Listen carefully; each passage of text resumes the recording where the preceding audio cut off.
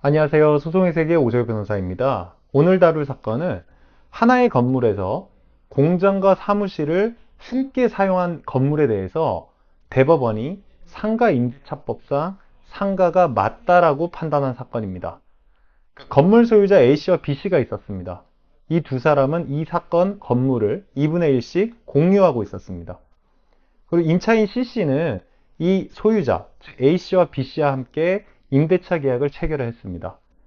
계약을 체결하면서 부동산 공장 월세 계약서를 작성을 했습니다. 임차인 C씨는 이 사건 건물을 공장으로 주로 사용하려고 이러한 계약서를 작성을 한 겁니다.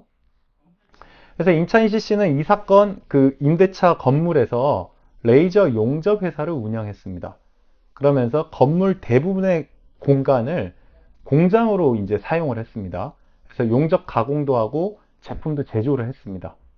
그리고 이제 건물의 일부 작은 공간을 사무실로 사용하면서 세금 계산서를 발행하고 대금을 수수하는 이런 서무 업무를 처리를 했습니다.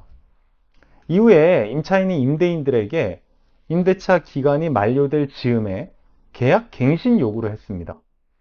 그러자 임대인들은 이를 거부하면서 임대차 기간이 만료됐다, 갱신할 수 없다라고 주장을 합니다. 임대인들은 이 사건 건물을 임차인이 공장 용도로 사용했기 때문에 상가임대차법이 적용 안 된다라고 주장하면서 상가임대차법상 계약갱신 요구를 하지 못하므로 건물에서 나가달라고 했습니다. 하지만 임차인은 나가기를 거부를 했고 이에 임대인들이 건물인도 청구 소송을 제기를 했습니다.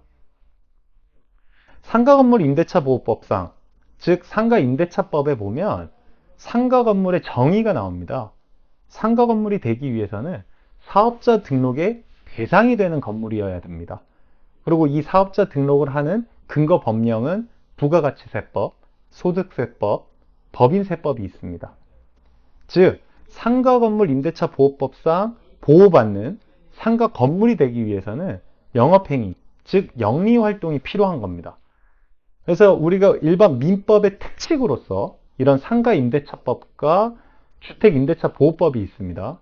그래서 이런 특별법을 통해서 임차인을 두텁게 보호하고 있습니다. 하지만 이 사건 임대인들은 상가임대차법이 적용되지 않는 건물이라고 주장을 한 겁니다. 이에 대해서 법원 판결은 좀 갈렸는데요. 1심은 임차인 승소로 판결을 했는데 2심에서는 이를 뒤집고 임차인 패소로 판결합니다. 하지만 대법원은 다시 이 판결을 뒤집고 임차인 승소로 판결하면서 임대차 기간이 종료되지 않았고 계약 갱신이 됐기 때문에 임차인이 나갈 필요가 없다라고 판결을 내렸습니다. 우선 1심은 이 사건 건물에서 영리활동이 있었다라고 봤습니다. 비록 대부분의 공간을 공장으로 사용하면서 용접 가공을 하고 제품 제조를 했지만 이와 더불어서 사무 공간이 있었다는 겁니다. 그래서 그 공간에서 대금도 수수하고 계약도 체결했기 때문에 영리활동, 즉 영업활동이 있었다라고 봤습니다. 그래서 상가건물 임대차법이 적용된다고 본 거죠. 하지만 2심은 이러한 1심 판결을 뒤집고 이 사건 건물은 상가임대차법이 적용 안 된다고 봤습니다. 임차인이 제조업을 목적으로 공장 임대차를 했기 때문에 영리활동이 없었다고 본 거죠. 임대차 계약 체결 당시에 작성한 계약서의 표제를 보더라도 부동산 공장 월세 계약서이기 때문에 임차인은 공장 용도로 이 건물을 임차했다고 봤습니다. 그리고 실제로도 건물 대부분이 제조 공장으로 이용됐기 때문에 그러한 제조 행위는 영업 행위가 아닌 사실 행위에 불과하다라고 판단을 했습니다. 그러면서 대금 결제가 비록 이루어졌다 하더라도 그것은 주로 계좌이체로 이루어지고 건물에서 직접 대금을 주고받지는 않기 때문에 영업활동이나 영리활동은 없었다라고 판단하면서 임대차 기간이 만료됐기 때문에 임차인이 퇴거하라는 판결을 내렸습니다.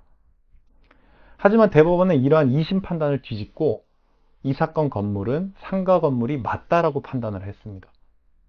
비록 제조 가공 행위가 있었다 하더라도 이와 더불어 영업활동도 함께 있었다라고 판단한 겁니다. 그래서 임대차 계약을 체결할 당시에 임차인의 동기를 보건대 단순히 이 건물을 제조 구공만을 위해 임차한 것은 아니다라고 판단하면서 당시 임대인의 인식도 임차인이 단순히 이거를 제조업을 위해서 임차했다라고 생각하지는 않았을 거다. 영업용으로 사용할 거라는 인식, 예견도 충분히 가능했다라고 봤습니다. 그래서 우리가 어떠한 계약을 체결하기 위해서는, 성사되기 위해서는 당사자 간에 그 의사의 합치가 있어야 됩니다. 즉, 당사자들의 의도가 일치해야 된다는 거죠. 대법원이 보기에는 이 사건 임대차 계약에서 임대인과 임차인의 인식이 단순히 제조 공장만을 위해 임차한 것이 아니고 영업용으로도 쓸 것이다. 그리고 쓸 수 있다라고 충분히 쌍방이 인지했을 거라고 판단하면서 임차인 승소로 판결을 내린 사건입니다. 소송의 세계 오세호 변호사입니다. 감사합니다.